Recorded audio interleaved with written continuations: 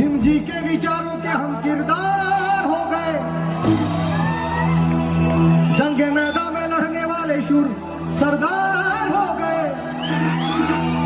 दूसरों को कर्जा देने वाले हम साहूकार हो गए। अरे ये सरकार, ये हिंदू मिल तो कुछ भी नहीं। अरे पूरा